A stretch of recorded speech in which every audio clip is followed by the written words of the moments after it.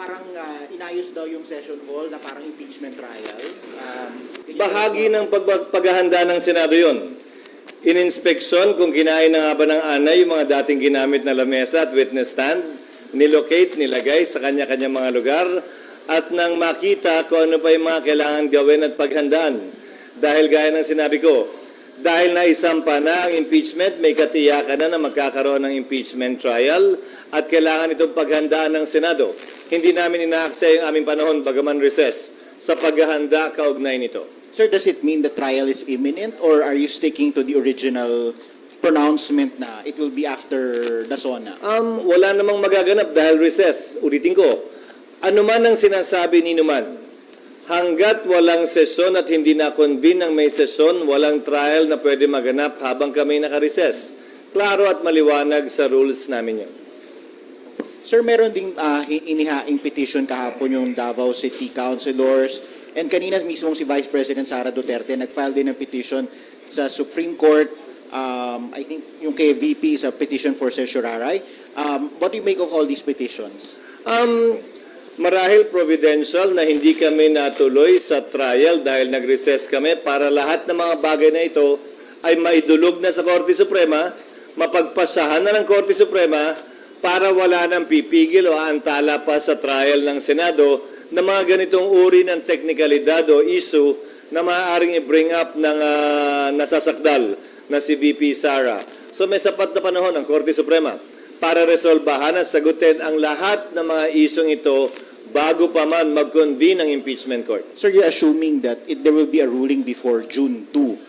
But what if there's no ruling by June 2 or by Sinide? Again, the Senate will perform its duty and function under the Constitution unless there is a TRO, a temporary restraining order or a preliminary injunction issued by the Supreme Court.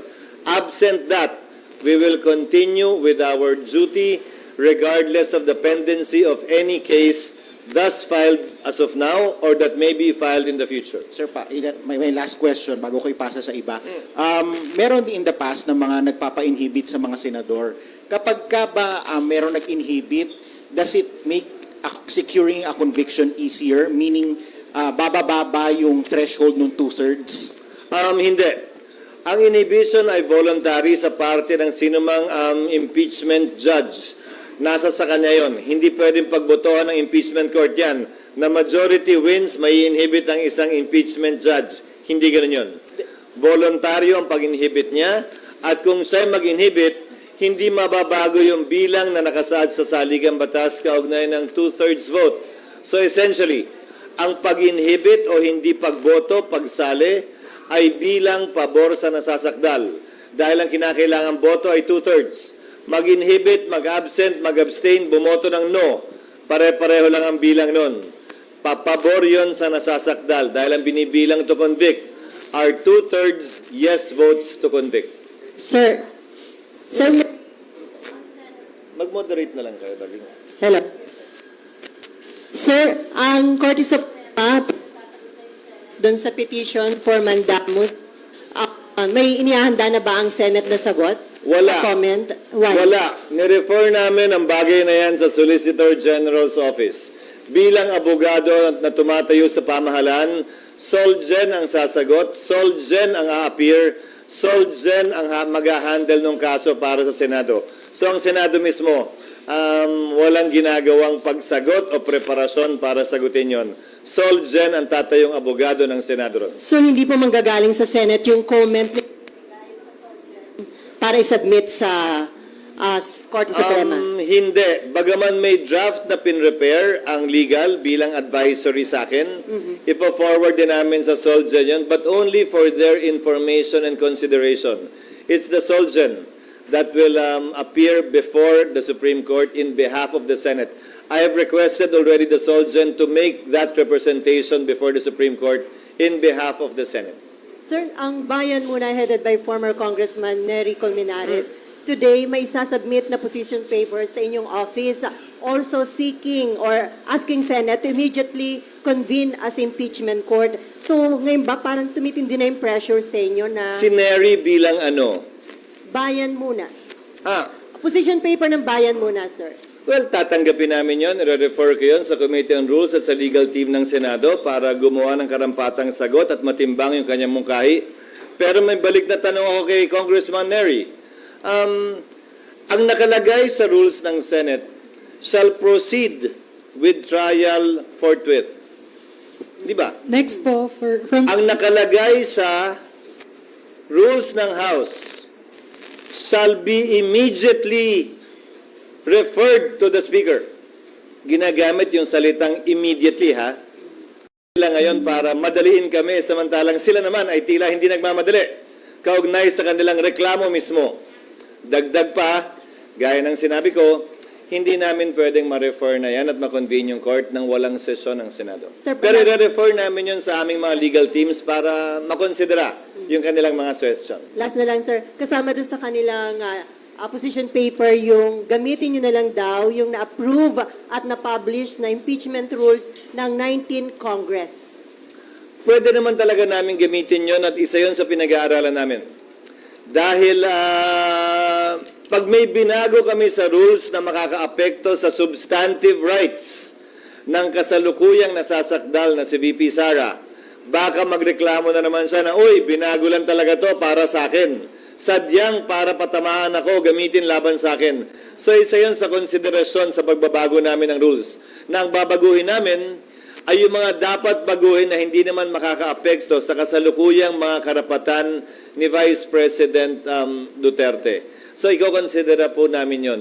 Pero ulitin ko, old rules man o new rules, kailangan may sesyon ang Senado, kailangan may sesyon ang Kongreso bago kami makapag-convene ng impeachment court. Bilang huling sagot sa katanungan mo, may pressure ba sa akin? Wala. Dahil tulad ng sinabi ko sa inyo, unang araw pala ng pagkakasampa ng impeachment. Sino mang pabor sa impeachment o tutol sa impeachment, hindi matimbang ang opinion para sa akin. Dahil patas, parehas at pantay namin tatratuhin itong impeachment at kasong ito nang walang pinapaboran, walang tinititigan, walang tinitingnan lamang. next from PTV4, then Marlon. Parang boljak yung mga mic nyo. Clau, yung mic. Hello, good morning, sir. Yes. Sabi rin po ni Congressman Colmenares, under the Senate rules, pwede na raw po kayong gumawa ng preliminary action like sending a copy of the impeachment complaint to VP Sara Duterte and giving her 10 days to reply. Personally, I tend to agree with Congressman Nery Colmenares. However, prudence is the better part of valor. Hindi siya klarong nakalagay sa rules at isa yan sa pinag-aaralan naming iklaro sa rules. Nando naman na yan, hindi yan karagdagang kapangyarihan, ikaklaro lang. Para yan ang magawa namin sa recess dahil 2 linggo lamang ang sesyon ng Senado pag-resume namin sa June 2 at saka dahil may mga senador na mag-expire ang term sa June 30.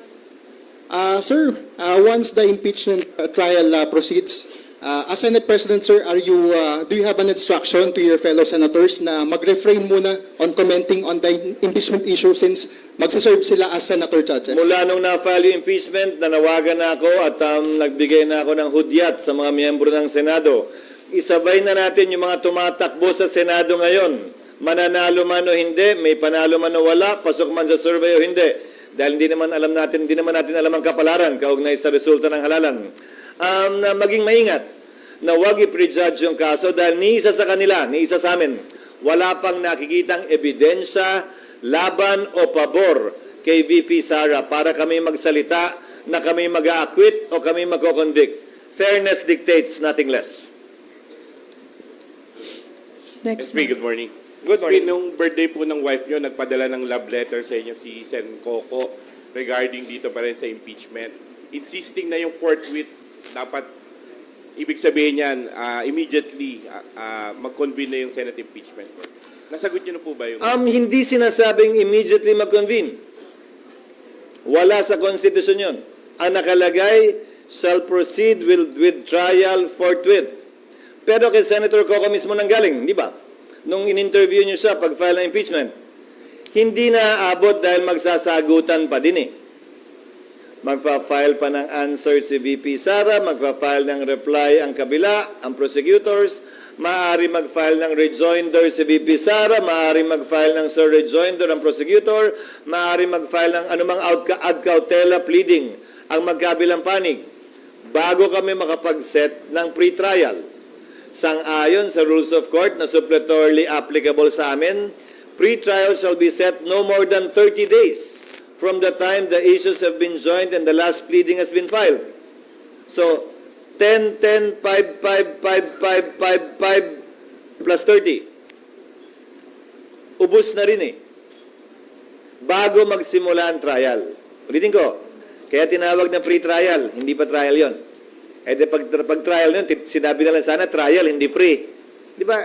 Pre-trial pa lang yon. So hindi naman talaga kakayanin na mag-trial agad-agad tulad ng ginamit niya sa kanyang sulat, di ba? But nevertheless, I respect Senator Pimentel as a lawyer, and I know he's a bar top-notcher, so we will nevertheless refer this matter to the Senate Rules Committee and to the legal team that the Senate is slowly but surely building up in connection with this case para naman matimbang at makonsidera yung kanyang suggestion. Kasi para sa inyo, SP, under your leadership, how do you deal with that word, forthwith, in the Constitution? Forthwith, within the bounds of law. Illegal na mag-convene ako ngayon dahil wala kaming sesyon. Ayokong madaliin dahil nag-relax ang Kamara ng 2 buwan tapos mamadaliin kami ngayon. Pangatlo, bakit iba ang pagtrato ko sa kaso ni VP Sara sa pagtrato ng Senado noon sa mga naunang impeachment? Na nung may recess ang Senado, nag-recess ang Senado. Hindi nag-convene ng recess. Tinuloy nung nakapag-convene na ng may sesyon, tinuloy sa recess, pero hindi nagsimula, inintay matapos ang recess. Baka mamaya may reklamo na naman manggaling sa kampo niya. Naika nga, minamadali ito. Kung papakinggan ko yung mga gustong ma-impeach si VP Sara at gagawin ko yan, magre-reklamo naman yung kabila na minamadali talaga ito. Unawain ninyo at uulitin ko. Baliwala sa akin at hindi bali sa akin ang anumang opinyon o suwestyon o pagtulak ng mga partisano, pabor o kontra sa impeachment, pabor o kontra kay VP Sara. Gagawin namin kung anong tingin naming tama at dapat na ayon sa batas at sa konstitusyon nang hindi nagpapa-apekto sa kanila. Sir, will you ask the President to have a special session of Congress? No. I said that already because under the Constitution, I can only ask for that with after consultation with the majority and minority floor leaders and with the consent of the Speaker of the House for urgent legislation. You yourselves already know that impeachment is totally different from legislation or the passing of laws. Thank you, SP. Ma'am Camille, then Ma'am Nympha. Just to add, Hello. the Constitution said, a special session can be convened in case of vacancy in the position of President or Vice President, which includes the possibility of impeachment. But still, the framers did not say that the Senate President can can ask for a special session for the purpose of conducting an impeachment trial. That was clearly excluded by the framers of the Constitution, knowing fully well that that situation is possible. So you have to understand, when I'm strictly following the Constitution, it's only for urgent legislation that I can request for a special session.